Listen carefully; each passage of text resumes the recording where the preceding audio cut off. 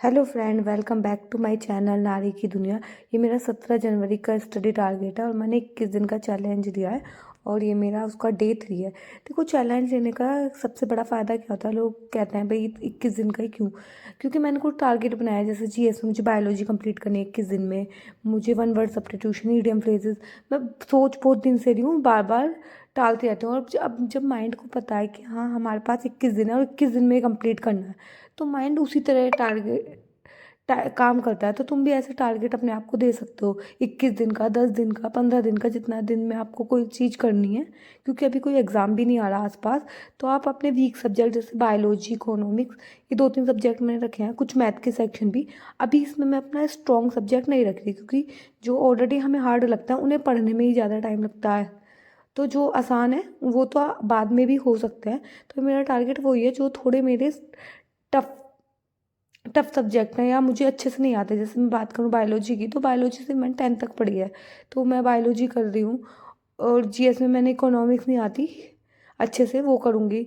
History मुझे अच्छे से आती है, मॉडर्न हिस्ट्री, मेडिवल हिस्ट्री, तो वो मैं नहीं करूँगी। तो आज सकट था, तो मैं यहाँ पे सकट का भी खाना बना रही हूँ। तो बायना जाएगा और बायना हम निकाल के मैं पंडित जी को मंदिर में दे आऊँगी। तो आज सुबह सुबह सबसे पहले मैं उसी की तैयारी कर रही हूँ। तो अगर आपको देखो कोई भी चीज़ करनी है, कोई भी सब्जेक्ट स्ट्रॉन्ग करना है, तो आप 20 दिन का या 10 दिन का टारगेट बना के कि ये 10 दिन में मुझे कंप्लीट करना है, कोई भी जीएस का हो। देखो, मैथ करना 10 दिन में पॉसिबल नहीं है, मैथ के लिए आपको 2 महीने आराम से देने पड़ेंगे अगर आपको बहुत बेसिक से स्ट्रॉन्ग करना है। लेकिन हाँ, जीएस के टॉप काफ़ी सब्जेक्ट 10 से 15 दिन में करे जा सकते हैं। तो देखो, मुश्किल इस दुनिया में कुछ भी नहीं है, लेकिन लोग अपने इरादे छोड़ देते हैं। अगर आप के माइंड में कुछ करने का इरादा है तो आप कुछ भी कर सकते हो। तो माइंड में हमेशा ये रखना है कि हाँ, हम कुछ भी कर सकते हैं, कि इस दुनिया में कोई भी काम मुश्किल नहीं है, बड़ी से बड़ी समस्या का भी समाधान है। तो यहाँ मैंने सब्जी बना ली थी और मैं यहाँ पूड़े बना लेती हूँ, हमारे यहाँ ऐसे ही होता है, मीठे पूड़े बनते हैं। तो मैं इन्हीं सब की तैयारी करती। तो आज मैंने थोड़ा टारगेट भी कम दिया है, क्योंकि जब काम ज़्यादा होता है तो फिर पढ़ने का मन नहीं करता, और हम अपने आप को पुश करके मैं नहीं पढ़ना चाहती कि मैं बहुत ज़्यादा करूँ। मेरे को ये था कि मैं अपना 100% दूंगी, चाहे मैं 2 सब्जेक्ट करूँ, लेकिन 2 सब्जेक्ट को अच्छे से करूँगी। तो आप भी अपने माइंड में टारगेट ले सकते हो कि हाँ, कोई भी 2 सब्जेक्ट कर लो। जब हम छोटे छोटे टारगेट अचीव करते हैं तो हमें कॉन्फिडेंस आता है कि हम 3 भी कर सकते हैं। आज मैंने सोचा था 3 करूँगी, बट वो हो नहीं पाए। कोशिश करूँगी कल से मैं 3-3 टारगेट दूँ, तो 2-2 घंटे में 3 हो जाएंगे, तो 6 घंटे का मेरा स्लॉट बन जाएगा पढ़ाई का। तो आप भी ऐसे अपने और आपने सुना तो होगा, सोना आग में तपे बिना खड़ा नहीं होता। तो वैसे ही बिना मेहनत के कोई भी व्यक्ति कामयाब नहीं हो रहा। तो अगर आप ये सोचोगे कि बिना तपे कुछ हो जाएगा, तो वो तपना तो पड़ेगा ही। मेहनत करने के लिए कुछ तो सेक्रीफाइस करने ही पड़ेंगे। आपने एपीजे अब्दुल कलाम का वो कोट भी सुना होगा कि अगर आपको सूरज की तरह चमकना है तो सबसे पहले सूरज की तरह जलना होगा। तो मैं ये नहीं कह रही आपको जलना है, अपना 100% दो। थोड़ा थोड़ा देखो, काम होता है, काम के बीच में से अपना टाइम निकालो, जितना भी निकल रहा है। अगर आप डेली का 3 घंटे दो, फिर उसे बढ़ाने की कोशिश करो कि आज मैं 4 घंटे दूंगी, आज मैं 5 घंटे दूंगी, तो कहीं ना कहीं आपके अंदर भी कॉन्फिडेंस बिल्ट होगा। तो यहाँ हमने बायना निकाल दिया था और हम मंदिर में देने आ गए थे। और फिर मैं सारा काम कंप्लीट करने के बाद आज थोड़ा लेट बैठी थी पढ़ने, और तो मैं फर्स्ट से स्टडी स्लॉट करने आ गई हूँ। तो सोचा था तो मैंने कि मैं सबसे पहले वन वर्ड सब्स्टिट्यूशन याद करूँगी, लेकिन याद करने के लिए ना बहुत फ्री माइंड चाहिए। तो मैंने सोचा चलो बायोलॉजी करते हैं, क्योंकि बायोलॉजी मुझे याद नहीं करना, अभी मैं सिलेबस कंप्लीट कर रही हूँ। तो किसी ने मुझसे पूछा भी था कि आप बायोलॉजी कहाँ से कर रहे हो, तो ये परमार एसएससी से मैं बायोलॉजी कर रही हूँ, और यहाँ पे मैं एनिमल टिश्यू कर रही हूँ। सोचा मैंने ये था कि एनिमल टिश्यू कंप्लीट कर लूँगी, लेकिन ये इतना डिटेल में सर ने पढ़ाया एनिमल टिश्यू, इतना ज़्यादा डिटेल में पढ़ाया है कि मुझे बहुत ज़्यादा टाइम लग गया एनिमल टिश्यू करने में। मतलब 1.5 घंटे की वीडियो करने में मुझे 1 घंटे, आधी करने में ही 1-1.5 घंटा लग गया, और इतनी डिटेल था। तो मैंने सोचा चलो हाफ ही कर लेते हैं, क्योंकि मुझे, मेरा मानना है हमें चीज़ें समझ में आनी चाहिए। हमें ये थोड़ी ना है कि हमें जल्दी जल्दी सब कुछ करना है। मेरे को ये था कि मैं अपनी सारी चीज़ें माइंड में बैठ जानी चाहिए। तो साथ साथ ना मैं समझती रहती हूँ, साथ साथ नोट्स बनाते हैं। और जब हम समझ के साथ साथ नोट्स बनाते हैं तो उसमें टाइम लगता है। हमें अगर हम बात करें 1 घंटे की वीडियो से, अगर आप नोट्स भी बनाओगे, साथ में लिखोगे भी, उसे समझोगे भी, तो 1 घंटे की वीडियो 1.5-2 घंटे में होगी। तो मेरा ये था। और बायोलॉजी देखो मेरा इतना स्ट्रॉन्ग नहीं है। बायोलॉजी मैंने सिर्फ 10th तक पढ़ा है, तो मेरे लिए सब चीज़, सारे कॉन्सेप्ट न्यू है। तो यहाँ मैं सर की वीडियो से नोट्स बनाती हूँ। और ये देखो पीडीएफ से समझाते हैं, और ये बाद में पीडीएफ भी प्रोवाइड कर देते हैं। बट मैं पीडीएफ से नहीं पढ़ पाती।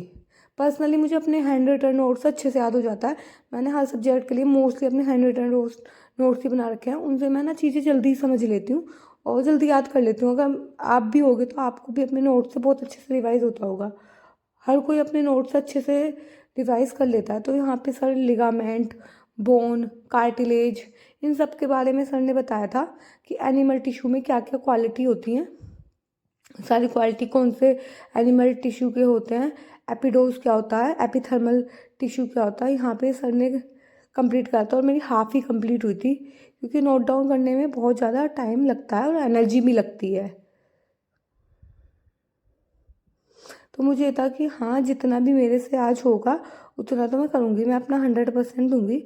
ये नहीं है कि मैं नहीं करूँगी। तो आप भी, अगर आपका देखो जो भी सब्जेक्ट है, तो कोई भी एक टीचर पकड़ देख लो, जो भी आपको जिसका समझ में आ रहा है। पहले 1-2 क्लासेस उनसे पढ़ के देखो। बार बार ना टीचर बदलने से भी हम बहुत ज़्यादा कन्फ्यूज़ हो जाते हैं। आप ये सोचोगे कि आप बार बार टीचर बदल लो, तो आप बहुत ज़्यादा कन्फ्यूज़ हो जाओगे अपने में कि कैसे तैयारी करें और क्या करें।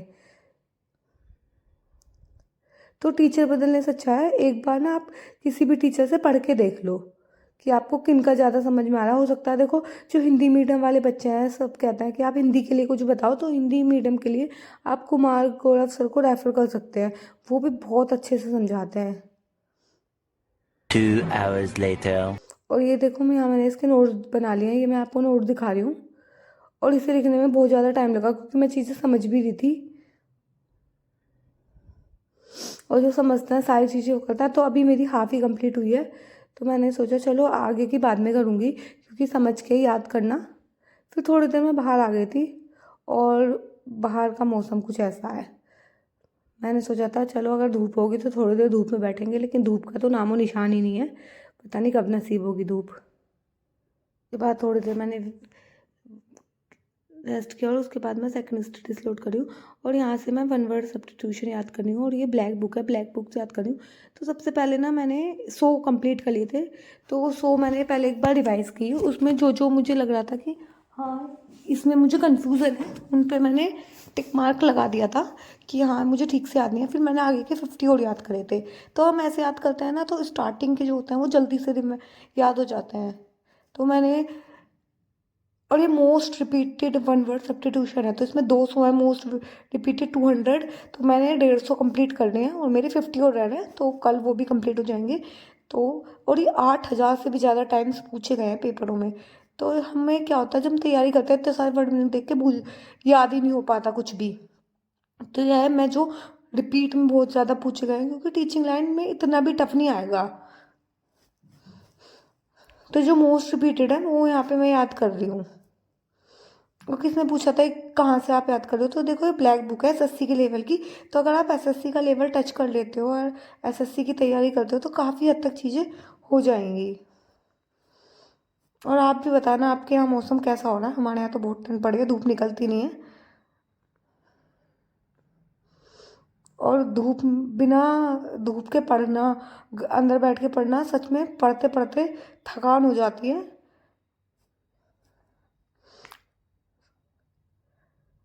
तो आप भी बताना आपका कितना सिलेबस रहेगा, आप किस चीज़ की तैयारी करोगे, क्योंकि अभी देखो टीचिंग का ऐसा ही चल रहा है।